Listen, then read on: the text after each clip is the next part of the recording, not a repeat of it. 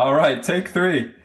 Good evening, everyone. This is Amin with Living to Give. Hope everyone's doing well. Sorry, I this is actually our third take, just candidly. I'm very nervous because I'm in front of my sister, who is not judgmental at all. I'm just nervous. So here we go. We're here with Caroline Bernardin de Mougeot. Why do I say it like that? Because she's a proud Haitian woman. Okay. I'm actually a proud honorary Haitian man, if you guys will give me that title. I'm sure my Haitian wife will too. So I have been living vicariously through her Haitian culture and absolutely love it. So we're gonna get to Haiti later, obviously. So who is Caroline, besides someone who's been trying to get rid of here for the past 3 decades? She's an associate attorney at Armstrong Donahue. She concentrates in medical malpractice. Okay, she's also had experience in misdemeanors, serious felonies, working as a criminal defense attorney. She's also worked as a personal injury litigator, handling auto accidents, slip and falls, so on and so forth. Also, immigration law as well. She graduated from Vassar College. Let me tell you what, she is a baller. Okay, I'm sure she can still do damage on the soccer pitch. She graduated in 2011. So yes, we are old. She was a captain for 3 years at the women's varsity soccer team, and I'm sure probably Hall of Famer at this point. And then she graduated from Wake Forest with a degree in law in 2014. Actually, funny story, and let's start off with this. Fun fact, I got my first and only reckless driving case driving down to see my sister Carolyn. As you can tell, I'm a little worried here because I was probably going to go to court, the next week. But we got to see our sister celebrate her graduation. So congrats on graduating, quite a few times in life. From French school where we went to together, from Vassar, and then the prestigious Winston-Salem. So Carolyn, thank you so much for making the time. I don't know why you did. I know I can be quite too much to handle sometimes. There's just too much period, but really, really appreciate you. Thank you for having me, man. All right, sister. So why don't we get started with why did you get into law? If you remember, you and I were on a track one time. I think it's the same track that we maybe it was Churchill High School or somewhere here in Bethesda off of Tuckerman Lane. I think you had seen Sean Springs, who is a Hall of Fame cornerback, training with one of our boxing coaches who, rest in peace, coach, passed away. So I think back then, this was over 10 years ago, you were thinking, should I get into law? So why law? How did you manage to get into law? Yeah, when I went to university, I thought I was going to go to medical school. That was what I initially thought. Child of immigrants. You're a doctor, a lawyer, an accountant. There's only so many things you can do. And Engineer. so,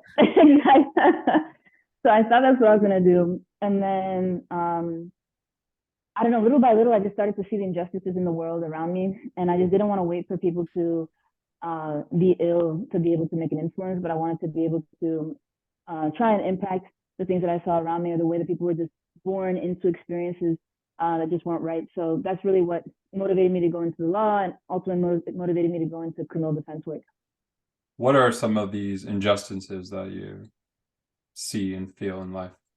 Yeah, I mean, I think as a woman of color, when especially from the dichotomy of coming from Haiti, a black country, being raised in the United States, just depending on what zip code you're born in, depending on the socioeconomic class of your parents, the history of your parents, ethnic background, it can entirely determine your health growing up, how long your life will be, your education, your income, your school to prison pipeline possibilities.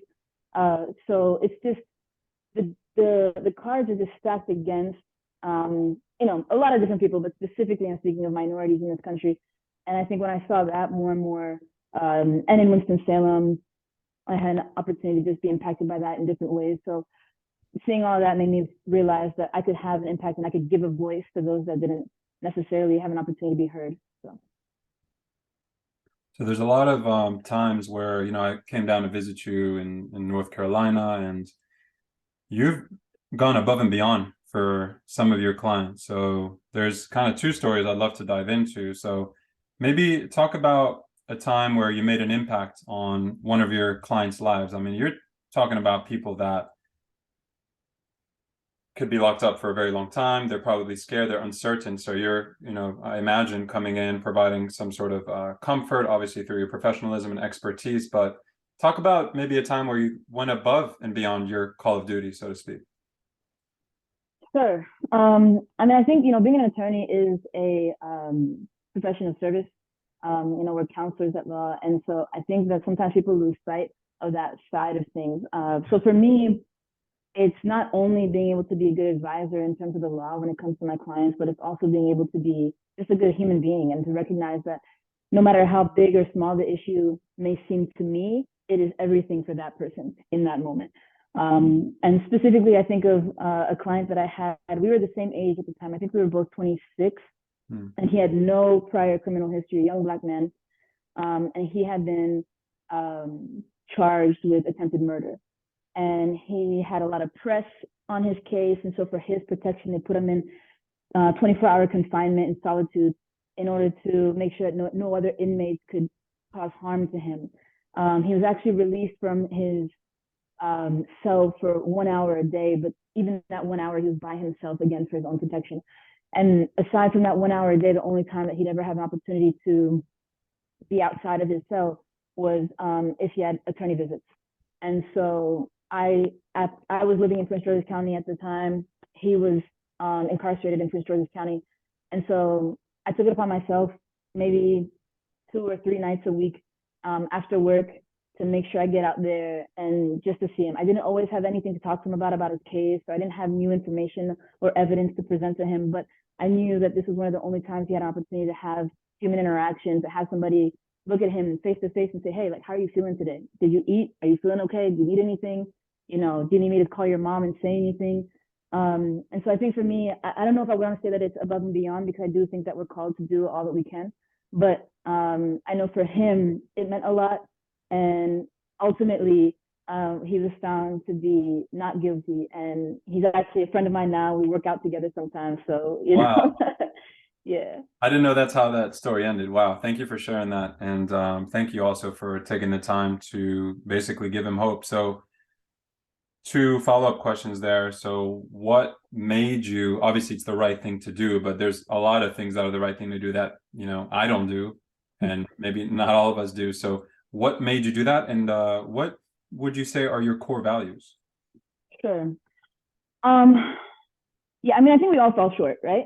Even if we have it in our mind, even if we like goal set, even if we plan and pray about things, I think we all fall short. That's just like being human, right? I think for me, what motivates me in this is that I'm just like a bleeding heart, people would say.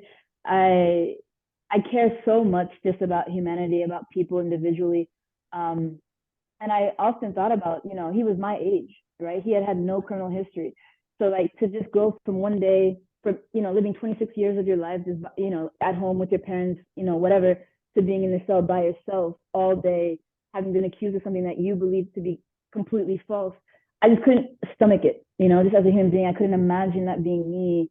And I was like, what would I want? I mean, many things, I'm sure. But one of the things is just like somebody to care, right? Not just care about like what I can tell them about the case, but just care about me, to recognize that I'm more than the allegations that are on this piece of paper, that I'm a human being, that I feel, that I'm scared, that I'm sad, that I miss my family. I don't know what's going to happen to me. So I think that's really what motivated me, just like seeing the humanity in him. And it's honestly what motivated me and continues to in the law, is just like seeing the humanity in everybody that I represent. In terms of core pillars or standards that I hold myself to, I think for me, number one is God. Just staying grounded in God, just knowing that like everything is possible with God and nothing is possible without. From my personal perspective, obviously not hating on anybody else's. And I think that's honestly one of the things that motivates me the most, is just I pray every day to be able to be a light in the world, that I might alleviate a situation for somebody, that I might, if somebody is having a bad day or maybe not treating me the way I want to, that I may be able to interact with them positively or show them some love or still smile. So that, we can just spread more positivity, because there's so much sadness, there's so much hurt, there's so much anxiety in this world, mental health. issues and all of the rest. So I think for me, just like that's a huge pillar for me, is just being able to try and be as close to what I believe is a good Christian. I believe God would want me to be, because He's blessed me beyond measure. So at least I can do. I feel like I'm not trying to compliment you. I'm just speaking facts. I do feel like you're one of the most humble, if not the most humble person that I know, in the sense that whether you come across a king or queen, or whether you come across anyone, you always seem to feel if this person maybe isn't having the best day, and literally just stop and say hello, and really genuinely ask, how are you doing? Mm-hmm. I feel like that's a gift you've been blessed with. And I do want to take a moment to also, share another story with everyone if you're comfortable sharing. There's a young man that you took under your wing, that you had live with you and your family for quite some time. I hope you're comfortable sharing this story. It's kind of a nice continuation of the previous story you shared, if you don't mind. Yeah, sure. So when I was in law school down in Winston-Salem, there was a program that you could join, which was like a law student would be coupled with uh, a juvenile that was in the criminal justice system for one reason or another.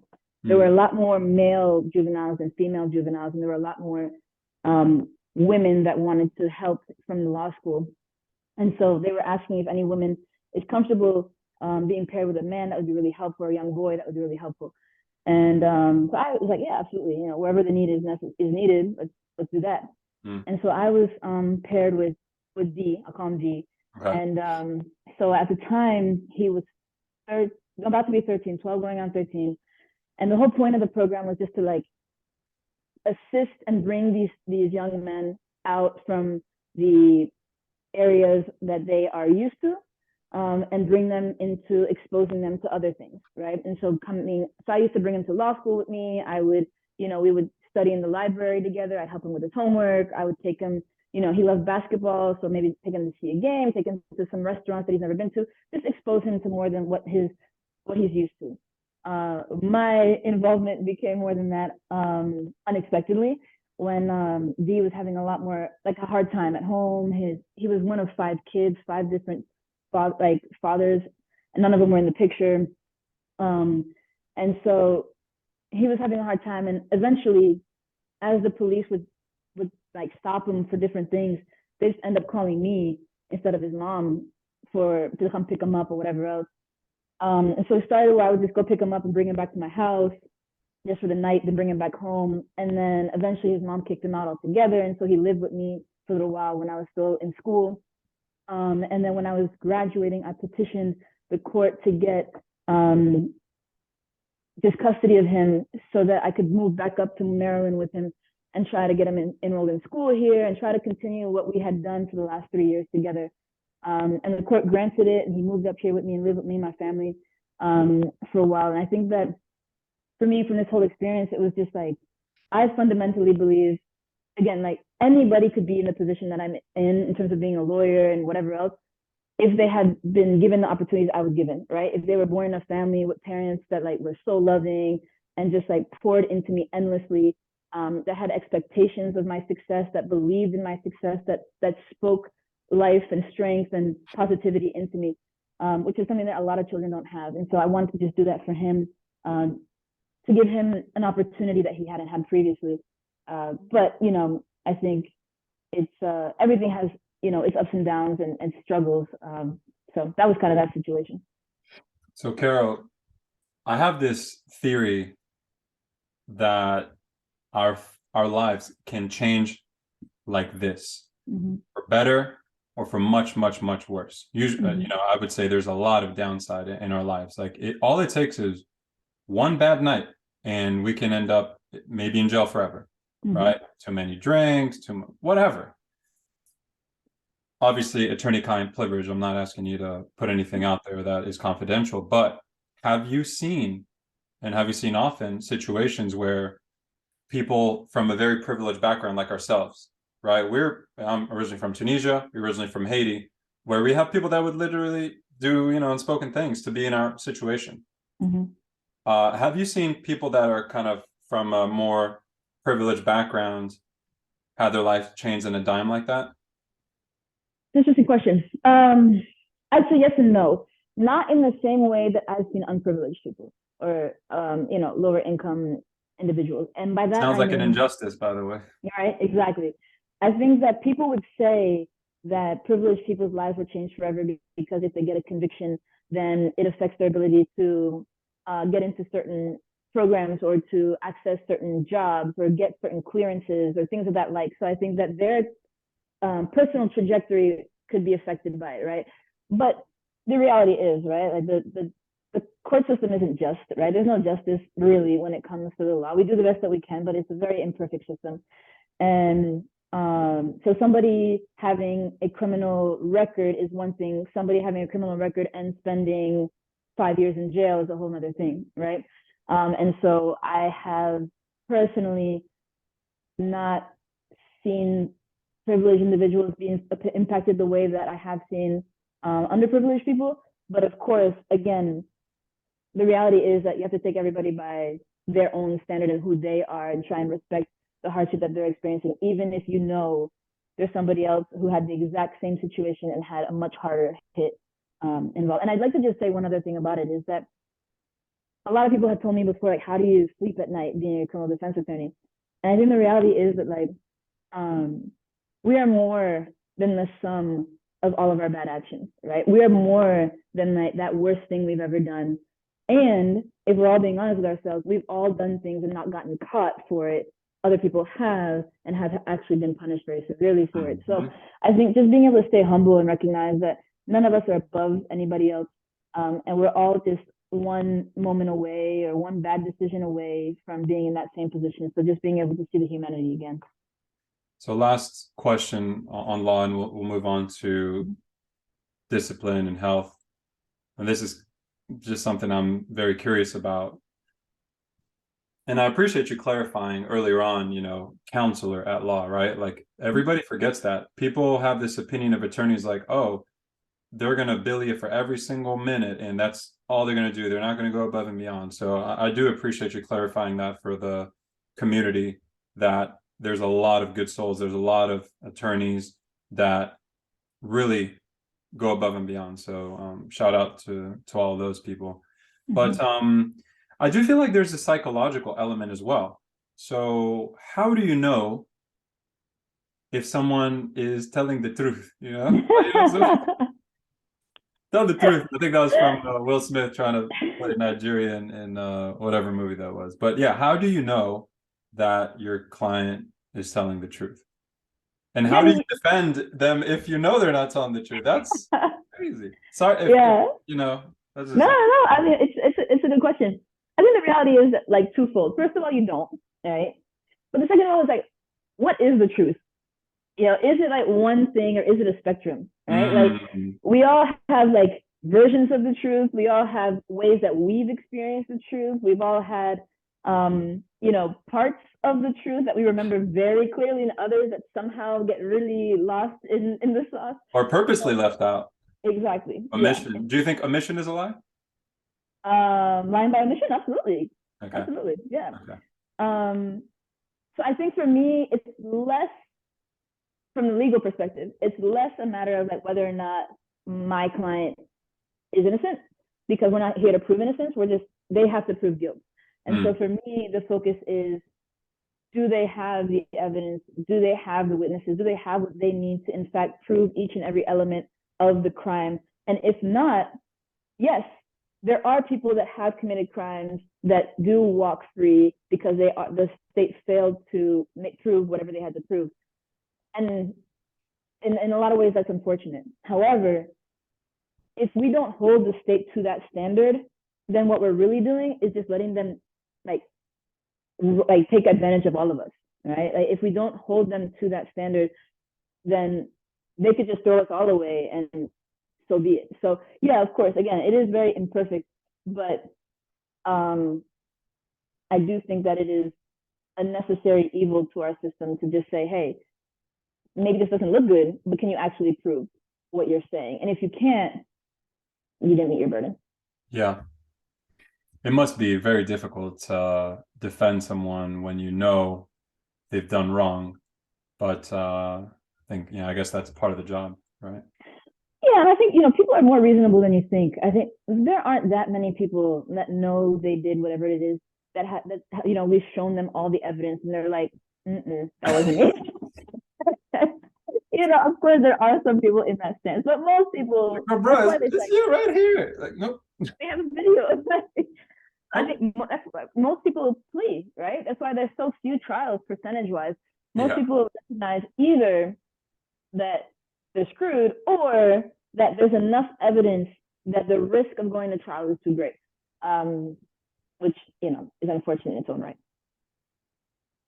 So let's switch gears a little bit. You are not only the most humble person that I know, but I would say you're one of the most disciplined people that I know because how early do you typically get up? I try to get up at 4 in the morning. And what do you do when you wake up? When, like, obviously things, worth sharing, like, yeah. I'll pass the unimportant things. Yes. Thanks. um, so when I'm on my A game, when I'm doing all that I can, because again, we all fall short. First thing I do is I get in the Bible and I read. I have a very good friend that I do Bible study with, and so I read whatever we're going to be discussing that day. So just start my day off just like being thankful, giving thanks just for waking up, having health, able mind, able body, and then immediately 10 toes down into my workout outfit, and then straight to the gym, and then call mom, wake mom up. At what time? What time are you waking moms up? I'm usually waking mom up by 10 after 5, 5:15, to tell her I'm on my way to the house and she needs to get up and get ready because I need to work out with her too. Because my family, just like yourself, is everything to me. So I need everybody to be healthy. I need everybody to be in a good place because I need you guys. So I wake mom up, go to my parents' house, work out with my mom. That's 3 days a week, work out with my mom. How long is that Um, drive? so from my house to the gym is probably 15 minutes. From the gym to my mom's house is another 15 minutes. Um, So you're driving 90 minutes during the week for your mom to make sure that you hold her accountable and push her as well. Oh, for sure. I mean, and yeah, it's never too far. And then, yeah, get ready and head straight to the office. I'll try to be at the office, you know, no later than 6:15 if I can, so that I can hit the ground running before all the emails start coming in. So at this point, it's 6:18 p.m., December 15th at the time of this recording. So you've been up for 12 hours. You've had a productive day, I would say. You've probably accomplished more by what, 9 a.m. than maybe most people are by 9 p.m. Okay. So either you're crazy or just a savage, or you just eat some crazy stuff in the morning. Where the heck do you get all this discipline from and consistency? What inspires you and motivates you to do that? Yeah, I think what occurred to me at some point was, well, first of all the books that we've read together, all the like, self-help, motivational books, things of the like, that I'm a believer in the fact that like a lot of the most successful people in the world are early risers and kind of, get to it. But aside from that, I really pride myself on being present in the lives of the people that I love, showing up if they need anything or whatever it may be. I think when you care, you show up. That's just like a fundamental thing that I believe in. And then I realized that I wasn't showing up for myself. And I wasn't finding the time in my day to do the things that I wanted to do to better myself. And I wasn't willing to cut out the time that I was giving to the people I loved. And so I realized that the only way I could do both is if I took back some of my time, right? Mm. And so between 4 and 6 a.m., nobody wants to go to happy hour. Nobody wants to like, chat. Nobody's up, having a hard time at work or some, everybody's pretty much asleep. And so between 4 and 5:15, I can just do me with guiltlessly. I don't have to feel like I'm saying no to somebody I love. I don't have to turn somebody away. I can just do me. And so that's really what motivated me the most, is just saying like, I know that I can't be the best sister to you if I'm not taking care of myself. And so being able to find that balance. So in other words, you need to love yourself first before you can share that abundance of energy with others. Yeah. But it does sound like you're making sacrifices, right? Like you have to be willing to sacrifice some other pleasures to do this, Mm-hmm. to show up. For sure. How the heck do you get to bed early enough? Yeah, it's a good question. I think eventually your body just gets tired, right? So I learned that I can't force myself to sleep earlier than I want to. But if let's say for instance I go to bed at 11 and I wake up at 4, I make myself get up at 4. I do that after 2 or 3 days. I'm gonna be tired by 8, right? And so I go to bed and then I kind of start to calibrate myself that way. And honestly, for me, it's a lot of some people say too much. Maybe I'm too disciplined in some ways, but I try to make sure that I'm, you know, I've eaten by a certain time. I'm, turn my screens off by a certain time. That if I'm up at night, I'm trying to like read so that I'm not stimulating my brain in ways that I can't shut it down. And one of the things I love to do, which makes me feel like I'm still doing something but trying to get rest, is I put my audiobook on. So with a timer. And so it's just like, and by the time my timer's off, usually your girl's gone. Love it. All right. So that's your wind down routine is, hey, screens away. Let me listen to my audiobook. But if all else fails, hell or high water, I'm getting up at 4 a.m. I don't care if I slept at 2 a.m. I'm gonna be tired. If not that day, the next day, like it'll auto regulate. Yeah, I mean, sleep always. I mean, by God's grace, the night's gonna come again, and I'll sleep better then. But you give yourself no room, no wiggle room, no like you don't let your brain kind of justify. You're just I'm waking up at 4 because I gotta show up for myself. Because if I don't do that, I can't really share my energy with others. Yeah, I That's mean, kind of your what you would lose if you don't do that, basically. for sure. It's kind of what we talk about often when we like work out or when we play soccer together and stuff. Is like your mind gives up on you like 10 times before your body will, right? So Hmm. when you wake up and you think about it, you're like, I don't think I slept enough. I didn't sleep well. I'm not gonna be able to do this. I'm not gonna be. But your body and my body hurts. My body's this. My body. Reality is, it's just your mind. It's just messing with you.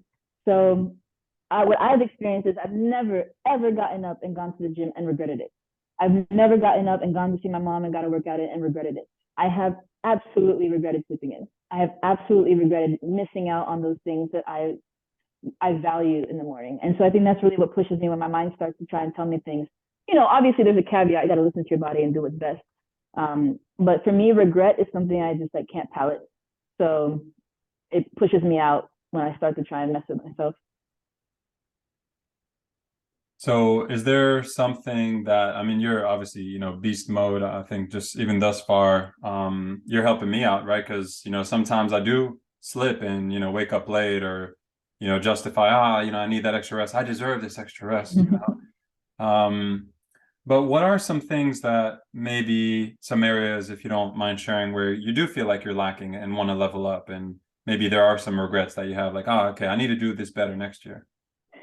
Yeah, for sure. I mean, I think sometimes it's a matter of um, consistency. So I can do really well for like 5 months, but if I fall off, you think, all right, take a day or take a weekend, get back to it. Sometimes it's hard.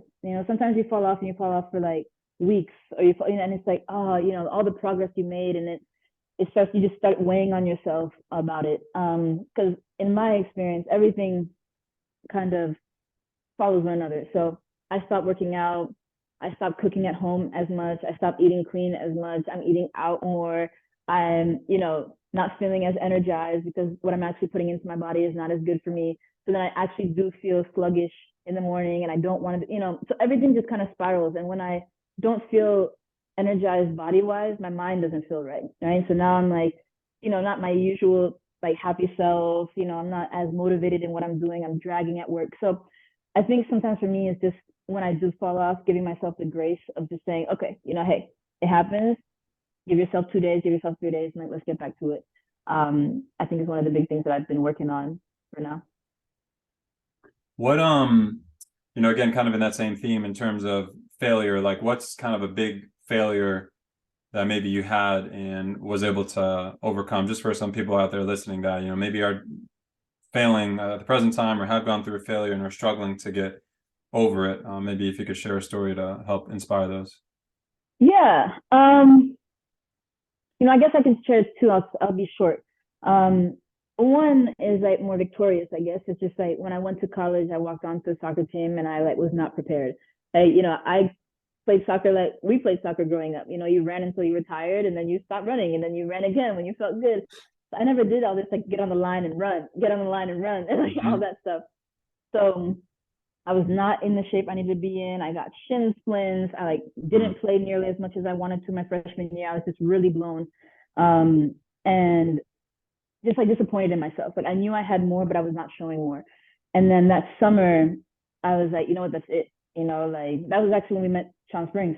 I was on the track, we were working out, and I just told myself like, I'm going to control the controllable, right? And I can make sure I get into shape before preseason. So that's what I did, and that's how I became captain my sophomore year throughout. And that's actually what my coach like impressed upon me was anybody who comes in that's out of shape, it's your duty to get them in shape, right? Like that's your leadership space. Mm. So I think that's one of them, right? It's just like knowing yourself, and even if you're not where you want to be, just not giving up and just knowing that like you got to get up earlier if you have to like get to practice sooner or whatever it may be, just like not giving up on yourself but just going harder. And I think on the other end is just like I like as you know I lost one of my best friends to suicide 2 years ago, and that was like the biggest mental health hit that I ever took. And I think for me, for a while I just didn't want to confront it. I was just trying to like busy myself, like just try not to think about it, whatever else. And I just like drove myself into like just like real bad sadness and like honestly kind of depression. So I think for me, the victory in that was just realizing that like I can't run from this. I need help. I can't be too stubborn to ask for it, and like there's no shame in that. And so seeking out, therapy and things like that was the other outlet, I'd say. I think that's something that a lot of people are afraid to talk about, of seeking out help. I don't know where I got this from, but I do feel like vulnerability is the ultimate form of strength. So thank you very much for being brave, showing courage and strength to share that. Um, how how important is it to do that self work, right? To kind of ask yourself these tough questions, and kind of self reflect instead of what we're used to nowadays in society in terms of escapism. Yeah, yeah. I think that honestly, escapism scares me because mainly when I had this um, you know, mental health hardship that I had, I think I realized you can't escape some things, right? You can like run as fast as you can, you can, drink as much as you can, you can, whatever. But it's not gonna go away. Some things just don't go away. And so I think for me, I realized that the further you think you're running, it's actually the deeper you're going.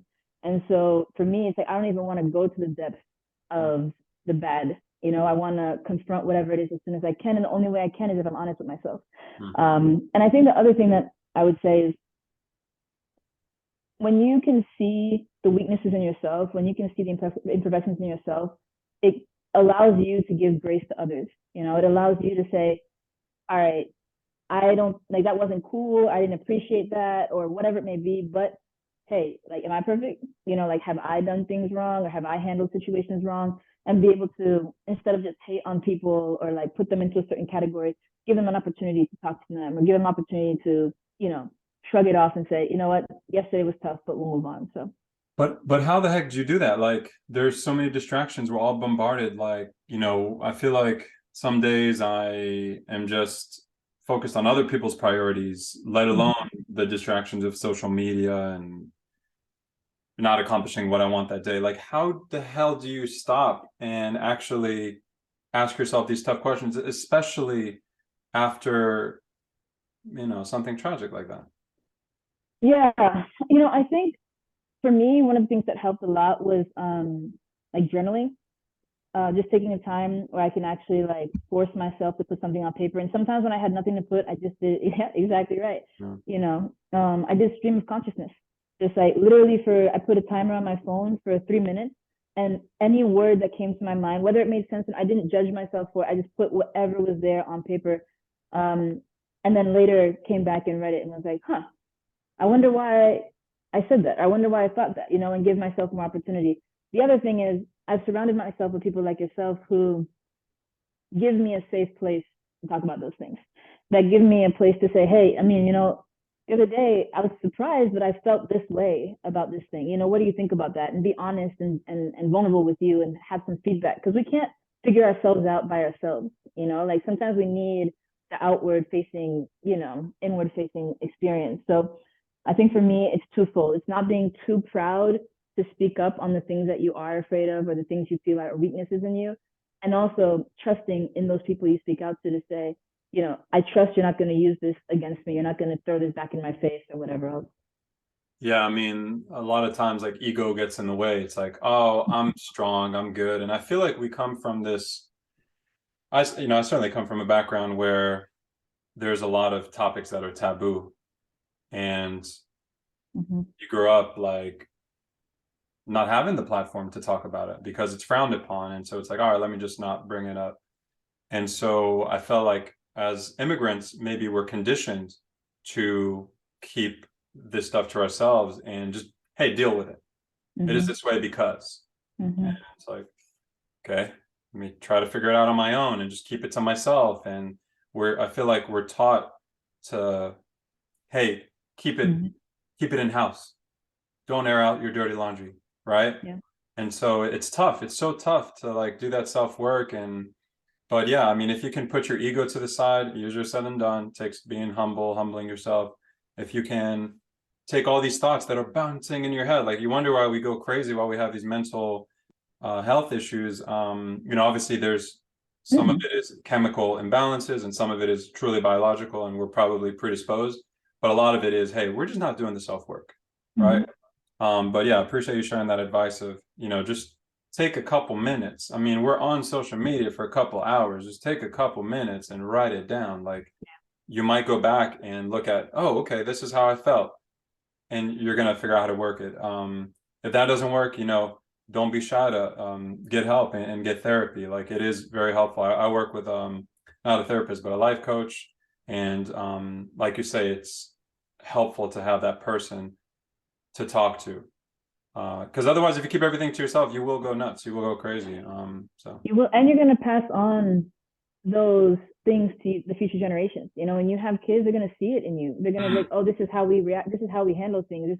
We don't talk about that. Like I'm scared. I don't say that. I, feel this. I'm not going to, I think not just your kids, but just the people around you, when they see, that's why I will tell anybody who wants to listen that I'm in therapy. I'm not ashamed of it because yeah, of course there's a part of me that's the Haitian in me that's like, oh, I hope people don't think I'm crazy.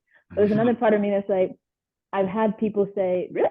Like, you're in therapy? Like, and then they're like, well, how did you get into that? And like, and now they're in therapy and happy for it. So I think sometimes you gotta like be willing to put yourself out there and say, hey, even though I'm sure I've been judged, even though I know people have said certain things about me, it's worth it at some point if there's some positivity that's coming from it.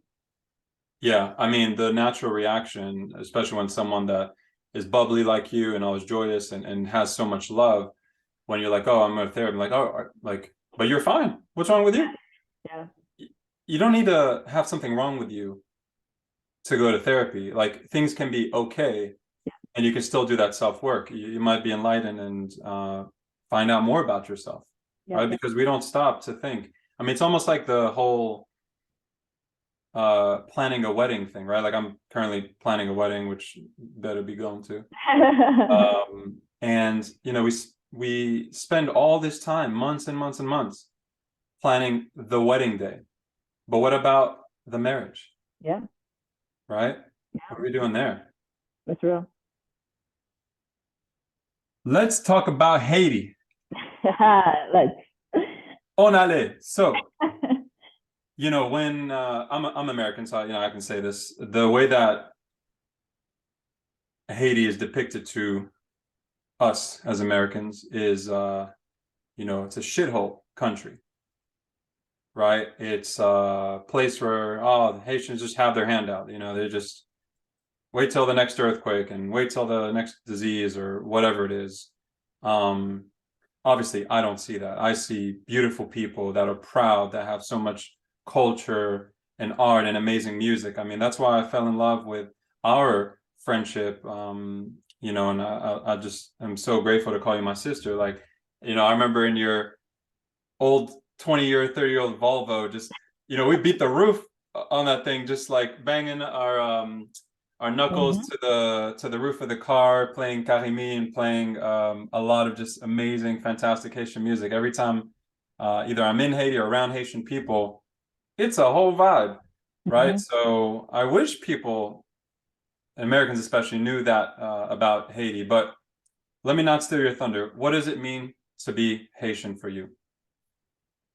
Yeah, it's a loaded question. Honestly, when you ask me that question, I'm like filled with warmth because like for me, it's just such pride. You know me, like matter of fact, for Haitian Flag Day, May 18th, there was a big like legal conference or whatever. I didn't care. I had my Haitian jersey on, my Haitian flag around my head, Huh. and nobody knew there that was Haitian Flag Day. I informed every human being there, but I'm just like, I don't care. No, nothing's gonna come before my heritage because you know we're the first free Black nation. Not only are we the first free Black nation, but there are like 5 or 6 South American countries that have blue and red in their flag, specifically in honor of Haiti, because Haitians went and fought for their independence. Tell them who. Tell them who. Who is it? Yeah, no, I mean, you think of Ecuador, you think of Colombia, um, Venezuela. Venezuela, yeah. And matter of fact, if you many of the fans at the World Cup in Qatar this year, the Moroccan fans were saying that they were honoring Haiti with their wins. And so there's a lot of love in the world for Haiti that you don't hear always in the United States, or you don't hear really at all. The Niagara Falls last year were blue and red for Haitian Independence Day. Like we're a small country, but we've really had a big impact in a lot of different ways. And I think that what I would say is for people that believe that I come from a shithole country, I think that that's because their perspective of worth is very different than mine, and that is to say, if the opposite of a shithole country is a country that's got a lot of money, that's got like really like 10-lane highways and skyscrapers and this and that, then like fantastic, good for you. But for me, I come from the richest country in the world, Hmm. and when I say that is because our history, our music, our art, our humor. Like a Haitian person, it doesn't matter how little they have. It doesn't matter if they like whatever. They're gonna give you a joke. They're gonna be happy. They're gonna let you in. They're gonna feed you. They're gonna take care of you. Our beaches, our mountains, like we have everything that you want to have. To me, that's richness. To me, that's worth. To me, that's pride. So yeah, sure, we're experiencing a lot of hardship. There's no question about it. I miss going home like crazy, but I really, really, really challenge people. So if you do think this way about Haiti or any other developing country, is to wonder like, what does it mean for a country to be developed, and what does it mean for a country to be rich, and what does it mean for a country to have worth, and for the people's lives to be important. And if it is just financial, then hey, cool. But that's something you need to think about yourself too, and your value system. Yeah, Haiti is beautiful. Haiti is rich, and Haiti is in the heart. I mean, you took me under your wing as a young honorary Haitian guy. You taught me Creole. When I actually met my wife, I thought I was more Haitian than her. She says n'importe quoi. There she is. But but no, I just feel absolutely proud to be number one, married to a Haitian woman. Number two, brother to a Haitian sister. And all I can say is every Haitian person that I've met is absolutely magical in terms of their energy and pure and animated. Just it gives me joy all the time. I actually feel like putting some Haitian music right now and dancing, going crazy, but I don't want people to know my crazy side just yet. We're not Hold like it that in, yet. hold it in. Yeah. Hold me back. So Carrie, you've given us a lot of your time. I want to, thank you.